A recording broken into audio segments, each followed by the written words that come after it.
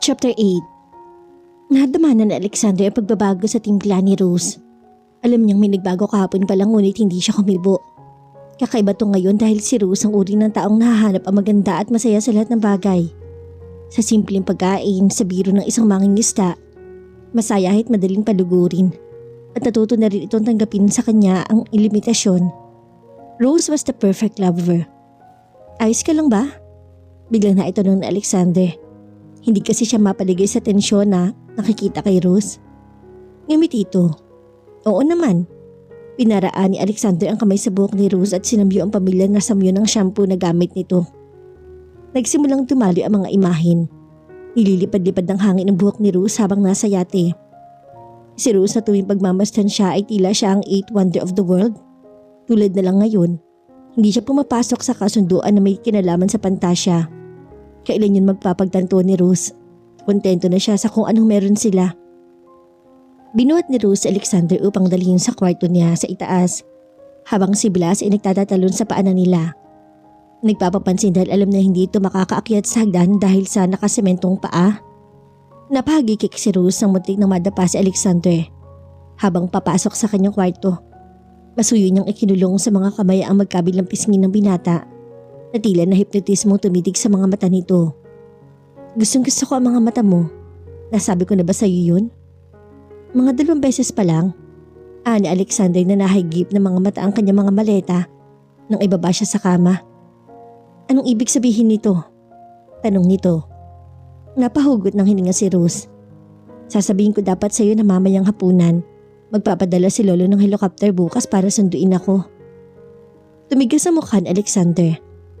At kailan nabalik mo? Bumangon si Rose. Kay Lolo na ako titira. Alexander, tulad ng pinangako ko. Tila naging iceberg si Alexander sa harap niya. Kung ganun, iiwan mo na ako. Hindi naman sa ganun. Magkikita pa naman tayo. Pupunta ka naman sa party ko sa Sabado, hindi ba? Ngayon ko lang nalaman yan. Kailan ka babalik dito? Huminga ng malalim si Rose. Hindi tayo maaaring magpatuloy ng ganito, Alexander. Naaasiwang sabi niya. Desperado siyang sana ay masabi ang mga tamang salita kahit hindi niya alam kung saan kukuha ng tamang salita na maiintindihan ng binata. Bakit hindi? Angil Alexander. Dahil kailangan ko na gumawa ng mga plano ko sa buhay. Hindi ko maaring baligpasin ang pagkakataong makilala ang lolo ko. Hindi mo alam kung gaano ako natuwa na may kamag-anak ako na gusto ako makilala. At saka matanda na si lolo. Alam mo yun. Wala nakakaalam kung hanggang kailan na lang kami maaari magkasama. Huwag mo sana akong pahirapan sa paggawa ng alam kong tama. Wala akong ganong intensyon. Ngunit kapag umalis ka sa bahay na to, tapos na ang lahat sa atin. Susuportahan kita tang bata, pero pagpapatuloy ko ang buhay ko nang wala ka. Alam kong galit ka sa akin ngayon at dapat pinag-usapan natin to. Pero hindi ka nagiging patas. Bulilas ni Rose. Binalot na siya ng takot na dahilan para tila hinahalukay ang kanyang sikmura na para bang nasa bangka ulit siya sa dagat. Maaari pa naman tayo magkita sa bahay ni Lolo sa Cebu. At makasiping ka? Sa paligay ko hindi. Mapanuyang tugon ni Alexander. Kapag nasa pamamahay ka na ni Ninong, mabubuhay ka bilang Vestal Virgin. Buntis na Vestal Virgin? Nanguuyam na sabi ni Rose. Nasaktan siya na ang binanggit lang ni Alexander ang pangangailangan nito sa kanyang katawan. Nagpapatawa ka ba? So tinatapos mo na ang lahat sa atin? Oo. Malamig na sagot ni Alexander. Mababa na ang sigwapong mukha naging pa siya. Bihira ako magsabi ng mga bagay na hindi ko pinangangatawan ng Rose. Kapag umalis ka na walang pahintulit ko, kalimutan mo na ang lahat ng namagitan sa atin. Sana pinag-usapan natin to at hindi yung kailangan ko ang permiso mo. Nangihina namang sabi ni Rose. Dahil kahit kailan hindi ako nagpaalam o humingi ng permiso para sa kahit na anong gagawin ko. Puno ng galit ang tingin na pinukol ni Alexander sa kanya. Tama ka. Hindi nga. Pagsang-ay nito sa lumabas ng kwarto. Napaupo si Rose sa gilid ng kama. He didn't mean it. He couldn't mean it. Paano nito nagawang tapusin ang lahat sa kanila? Ngayong ilang minuto lang bago yun handang-handa itong angkinin siya. Ganun lang ba kadali yun para kay Alexander? Tapos na sila. Ang puso ni Rose ay nagsasabing dapat niyang makasama ang abuelo ngunit kasabay niyon ay ang pagkapira-piraso din ito dahil sa ginawa ni Alexander. Parang bully ang binata. Sanay ito na nakukuha ang lahat ng gusto, kahit ang paggamit ng emotional blackmail. At kung mahina siya, maaring napahinuhod siya ni Alexander. Ngunit hindi siya mahina. Lalabanan niya ang binata sa parang alam niya. Mahal niya sa Alexander. Minamahal kahit napaka-imposible ng ugali nito. Tapos na sila. Paano kung totohanin ni Alexander ang sinabi nito? Kung oo, hindi siya kawalan.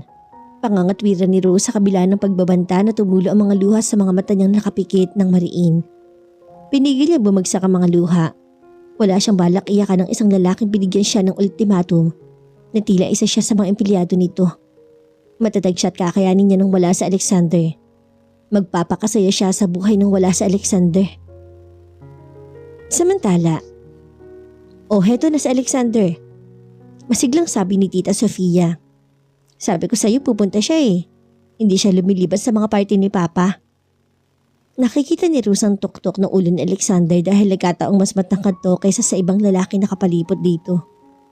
Namawis ang itaas niyang labi at naikuyom niya ang mga kamay. Isang linggo na lumipas mula nang umalis siya ng isla. Ngunit ni minsan ay hindi man lang tumawag, kahit man lang isang beses. Ang paglayo rito ay umuupos sa pagtitimpi niya at nagtataka siya doon dahil sa Alexander naman ang hindi maganda ang inasal. Nasaan ang kanyang pride? Sino ang mga kasama niya? Tanong niya hindi mapigilan ng kuryosidad. Makapangyarihan sa Alexander sa mundo ng pagninegosyo. Gusto makuha ng kalalakihan ang galing niya at ng mga babae gusto siyang makuha. Sigot ng tiyahin na may kasamang tawa. Pinili ni Lolo Solomon na ganapin ang okasyon sa flagship hotel nito. Si Lolo Solomon din ang pumili ng suot ni Rose ngayon. Puti na lalong nagpatingkad sa tan na nakuha niya sa pagbibilad ng araw. Bagaman mas revealing ang gown kaysa sa nakasanayan niya, pinilit niyang huwag maasiwa habang suot yun. Para na rin mapasaya ang tiyahin na bagamat mahirap pakitunguhan, ay ang laki naman ang naitulong upang makagamayan niya ang buhay sa bagong pamilya at mundong ginagalawan. At kung hindi lang dahil sa kalungkutan ng pagkaiwan sa kanya ni Alexander, mas na-enjoy niya sana ang bonding nila maglolo. Natuklasan nilang pareho silang may sense of humor at mas gusto ang simpleng uri ng pamumuhay. Sino siya? Tanong ni Rose sa tinutukoy ay ang babae na nakasuot ng matingkad na kakarampot na bestida na nakakapit sa braso ng ama ng kanyang pinagbubuntis. Napakawalang konsiderasyon ni Alexander para magdala ng ibang babae sa kanyang party. Si Niña Donasco, ng Donasco Shipping. Pagbibigay alam ni Tita Sofia. Matagal na sila magkaibigan pero gusto ni Niña na lumagpas pa sila doon. Huwag mong titigan si Alexander, Rose. Huwag mong ipahalatang nasasaktan ka sa ginawa niya. Lalo na at ang gabing to'y para sa'yo at marami pang ibang binatang maaring pag-ukulin ng pansin. Bigli nag-iwas ang tingin si Rose. Ganun ba siya kahalata sa nararamdaman para kay Alexander? Marahil nga dahil sa nakalipas sa linggo ay halos hindi siya makakaik makatulog. Malungkot din siya. Lalo siyang nahihirapan sa paglipas sa mga araw na wala siyang dalaw o tawag man lang na natanggap mula kay Alexander. Muntik na kanyang tawagan ng binata sa telepono para itigil na nito ang paninikis. Pero nagawa naman niyang pikilin ang sarili. Tinignan ulit siya niya sa Alexander at Ninya. Matagal na magkaibigan o magkaibigan. Kung makakapit kasi si Ninya kay Alexander ay parang si Alexander ang tanging suporta ni Ninya sa isang napakalakas sa bagyo. Pinalis ni Rose ang mga iniisip at sa halip, itinuon ng pansin sa binatang inalok siyang sumayaw. Sinundan ni Alexander ng tingin ang paglalakad ni Rose patungo sa dance floor. Hindi niya nagustuhan ang pagsusuot nito ng gown na nagpapatingkad sa mapang-akit itong mga dibdib at makikinis na binti. Sigurado siyang hindi kasama sa mga konserbatibong damit na pinili niya para dito. Hindi na itago ng bestida ang sophistikasyon at mapang-akit na kagandahan ni Rose. Mga kalidad na hindi niya gusto na matutunan ni Rose. Kung hindi lang dahil sa kaalaman na siya ang nakipaghiwalay, ay sumugod na siya palapit kay Rose at tinago nito mula sa mapanuring mata ng kalalakihan sa party. Tuliyang uminit ang kanyang ulo na magsimulang umindak si Rose. Maharot at umiimbay ang maliliit nitong balakang sa musika. Napahinto si Rose sa pagsasayaw nang maibulong ang tiyahin.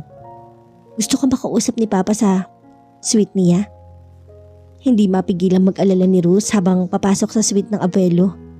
Iniisip na may masamang nangyari dito. Nakabukas ng bahagya ang pinto ng suite kaya pumasok siya. Nagpalingalingi siya. Nagulat na nag-iisa lang siya doon. Maya-maya ay bumukas ng maluwag ang pinto at pumasok ng mamadaling sa Alexander. Napahintuto na makita siya. Si Ninong? Wala pa siya. Gusto ka rin ba makausap ni Lolo? Hindi napigilan ni Rose sa humanga kay Alexander sa suot na formal suit. Animoy pinakintab na bronze ang balat nito sa suot na puting shirt collar. Napakagwapo ng mukha nito at matigas nga lang. Mukhang mas gusto niyang tayong dalawa ang mag-usap. Tanong ni Alexander. Naisinara ang pinto upang magkaroon sila ng privacy. Nanigas si Rose. Wala akong gustong sabihin sa iyo. Ako maraming sasabihin. Maras naman na sabi ni Alexander na sinuyod siya ng tingin. Anong naisip mo't nagsuot ka ng ganyan? Nang ano? Hamon ni Rose na pinigil ang sariling mangilag kay Alexander. Ano problema sa suot ko? Hindi desente ang suot mo. Buntis ka pa naman. Walang gatulit tong sagot. Hindi pa naman halatang buntis ako. Galit naman ang sigaw ni Rose. Pero buntis ka. Paalala nito. At kung makapagsayo ka kanina, parang hindi mo iniisip ang kalagayan mo. At anong alam mo doon? Singhal ni Rose. Nasaktan sa sinabi ni Alexander. Kahit kailan ay hindi tayo nakapagsayo at lalo hindi tayo nag-date. Pinapakita lang nun kung anong relasyon meron tayo. Wala nang silbi pang pagsisiyan ng mga bagay na wala na tayo magagawa. Galit ako sa'yo. Sigaw ni Rose. Wala kang karapatan na pakialaman ng gusto kong isuot at gawin. May pakialam ako sa bata at hindi ka naman talaga galit sa akin. Paalala ni Alexander sa kanya. Paano mo nalaman? Hiniwalayan mo ko. May pait na sumbat ni Rose. Sa tingin mo, mabuti para sa amin ng bata yun? At paano na yung lahat na nangyari sa atin? Enjoy natin ang isa't isa. Sukdulan ng tiwalang sabi ni Alexander na nakatitig sa kanyang mga labi. Wala ka namang reklamo dun. Nag-init ang katawan ni Rose sa sidhi ng titig ni Alexander.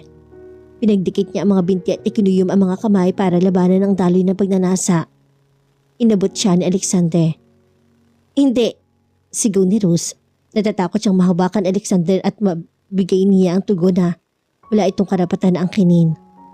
Pero sa kabila ng pagpuprotesta niya, siniil pa rin siya ng halik ni Alexander.